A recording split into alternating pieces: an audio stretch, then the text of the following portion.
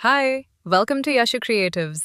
ఈరోజు నేను టేస్టీగా ఉండే బగారా రైస్ చేయబోతున్నాను. ముందుగా స్టవ్ మీద కుక్కర్ గిన్నె పెట్టుకుని కొంచెం ఆయిల్, కొద్దిగా నెయ్యి వేసుకున్నాను. ఇప్పుడు బిర్యానీ స్పైసెస్ వేసి వేగించుకుంటున్నాను. తర్వాత సన్నగా తరిగిన ఆనియన్, కొత్తిమీర వేసుకుని బాగా వేగించాను.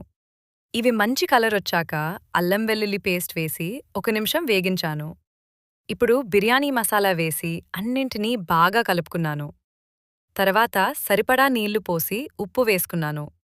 నీళ్లు మరిగిన తర్వాత ముందుగా కడిగి నానబెట్టిన బియ్యాన్ని వేసి కలిపాను.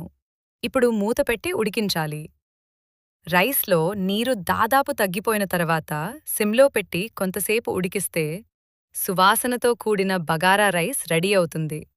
చూడ్డానికి చాలా బావుంటుంది, తినడానికి ఇంకా రుచిగా ఉంటుంది. ఈ వీడియో మీకు నచ్చితే లైక్ చేయండి, షేర్ చేయండి, కామెంట్ చేయండి. ఇంకా ఇలాంటి వీడియోల కోసం మన ఛానల్ని సబ్స్క్రైబ్ చేయండి. Thank you for watching.